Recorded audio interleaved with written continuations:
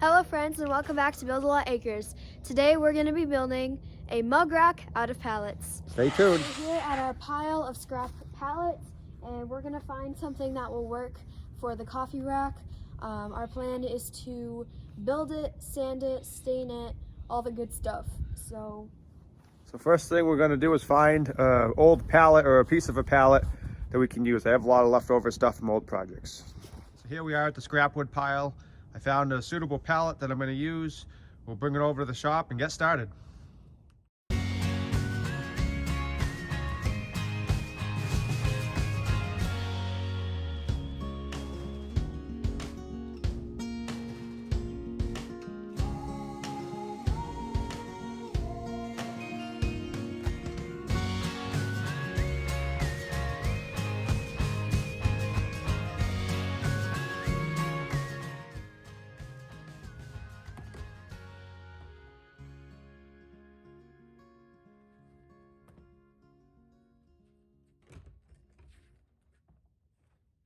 So the first thing I'm going to have to do is move my tractor and some other stuff so we have a good area to work in. So the shop floor is a little dirty. Every time I drive the tractor in, the mud in the tires tends to come off. So we're going to sweep up real quick so we have a good clean area to start with.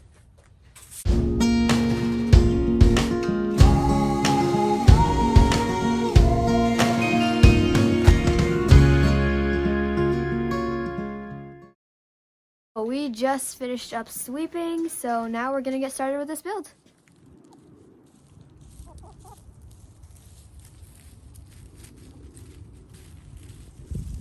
So we just grabbed a few more tools that we're going to need for this, and we are just headed back to the shop.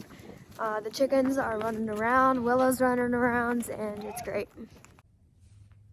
So we've got a temporary workbench set up here, my gorilla cart with an old pallet.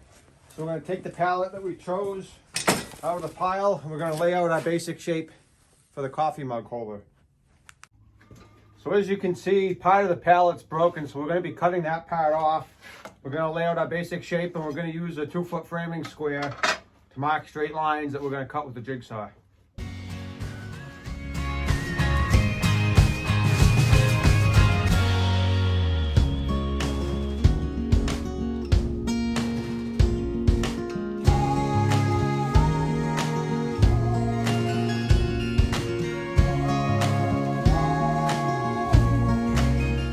Alrighty, so now that we've cut it to the shape we want, we're gonna go grab our sander and some sandpaper and we're gonna sand it down so that it's nice and smooth. Alright, so what we have for materials is we have stain, polyurethane. We're gonna be sanding it with a 120 grit sandpaper, and let's get started. So we neglected to mention earlier, whenever you're using power tools, you should always be wearing your safety equipment, whether it be safety glasses, masks, ear protection. So we put our masks on and we're going to start sanding.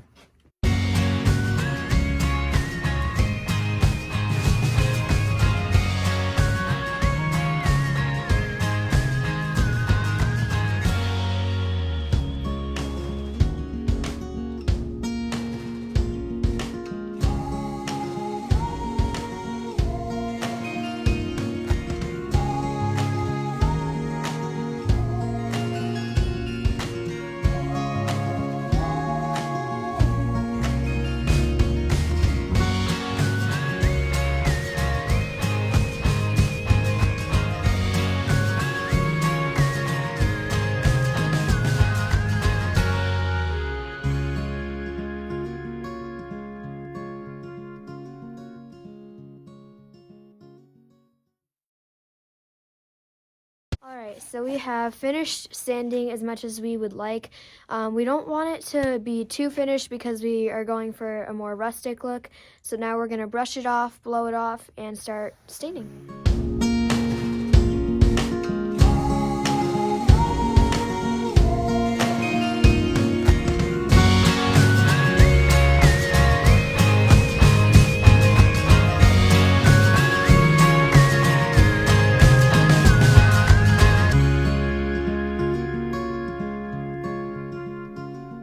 There's a number of ways that you can apply stain. You can use a rag, a paintbrush, a foam brush. For this application, we're going to be using a foam brush.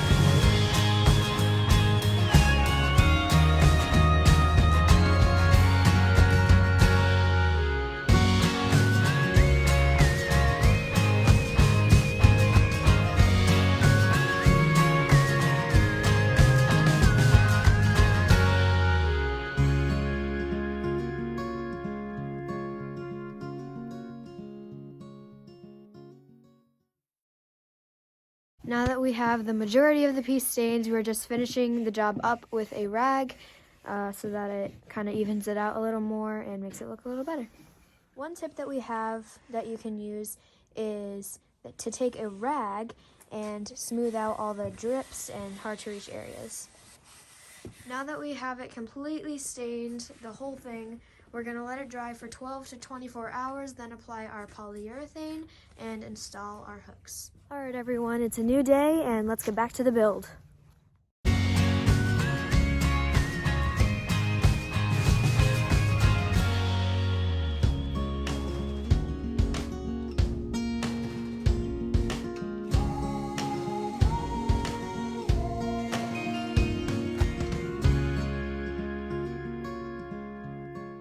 We've decided to go with a fast drying clear polyurethane to go over the stain. It's dried overnight inside the house. That way it wasn't in the cold barn, so we got a good drying time.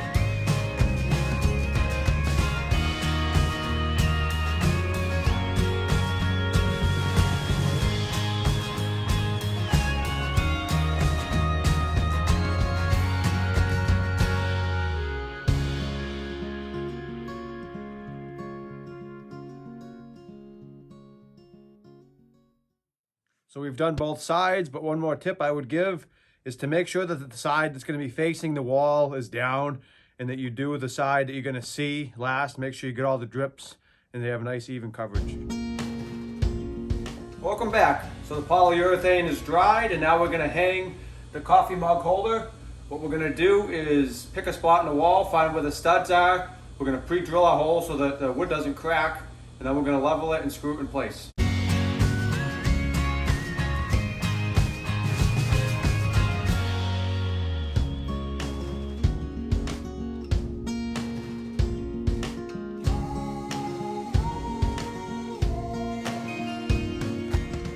Here at the hardware store, we're going to be kind of quiet so people don't hear us, but we think we found some hooks that will work. We're going to use these $2.19 each. There's a lot of other nice hooks, but they're a little more money than we wanted to spend. We want to keep this project to a minimum price wise. See you in a little bit.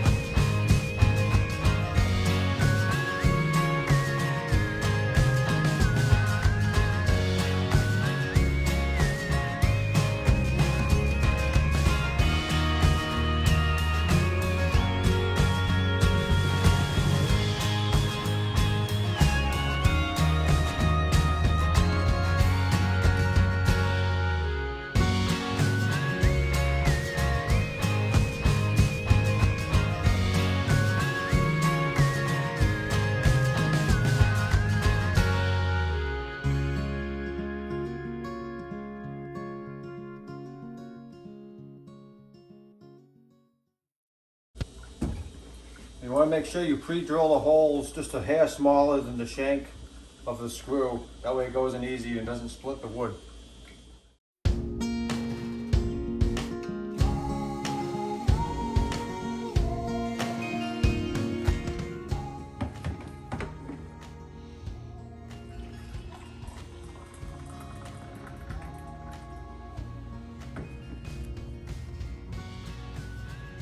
We hope that you enjoyed this beginner level build.